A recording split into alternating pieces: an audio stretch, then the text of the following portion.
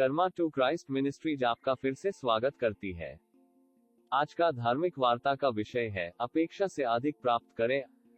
आज के बाइबल छंद है पहला इतिहास 4 अध्याय छंद 10। और याबेस ने इस्राएल के परमेश्वर को यह कहकर पुकारा कि भला होता कि तू मुझे सचमुच आशीष देता और मेरा देश बढ़ाता और तेरा हाथ मेरे साथ रहता और तू मुझे बुराई से ऐसा बचा रखता कि मैं उससे पीड़ित न होता। और जो कुछ उसने मांगा वह परमेश्वर ने उसे दिया।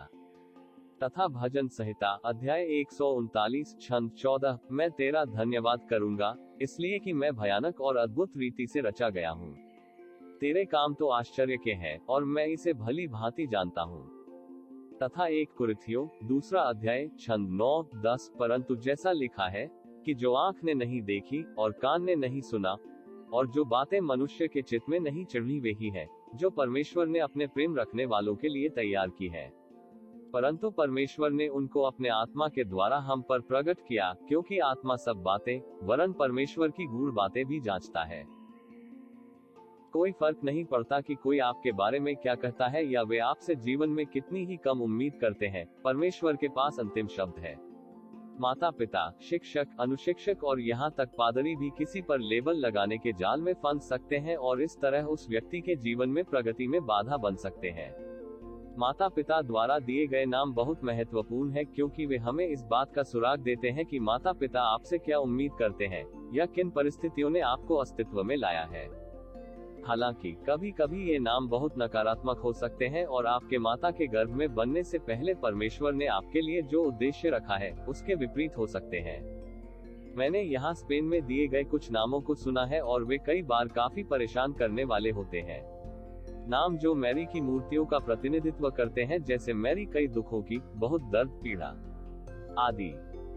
हमने वास्तव में कुछ महिलाओं को अपना नाम बदल लिया है जब उन्होंने मसीह को अपने उद्धारकर्ता के रूप में प्राप्त किया, क्योंकि परमेश्वर जो अपने बच्चों के बारे में बोलते हैं वह आनंद, शांति और बहुतायत में जीवन है।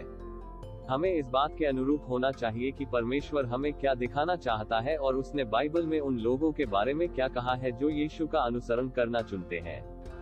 अपने आप को इस तक सीमित न रखें कि दूसरे आपके बारे में क्या सोचते हैं या कहते हैं, क्योंकि परमेश्वर आपके लिए असंभव को कर सकते हैं यदि आप सिर्फ उनकी आज्ञा का पालन करते हैं और उनकी योजनाओं के प्रति समर्पण करते हैं।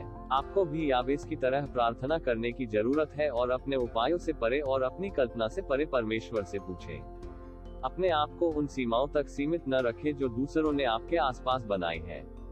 केवल परमेश्वर ही यह तय कर सकता है कि आप क्या कर सकते हैं या नहीं कर सकते हैं, आप जीवन में क्या प्राप्त कर सकते हैं या नहीं, या पवित्र आत्मा की शक्ति के माध्यम से आप क्या बदल सकते हैं या नहीं बदल सकते हैं। बॉब गैस कहते हैं, याबेस नाम का अर्थ है दुख का स्रोत। लेकिन यह एक लेबल था जिसे उसने पहनने से इनकार कर दिया था और एक भविष्यवाणी जिसे उसने पूरा करने से इनकार कर दिया था, और आपको भी करना चाहिए। सिर्फ इसलिए कि कोई आपको नाजायज कहता है, ऐसा नहीं है।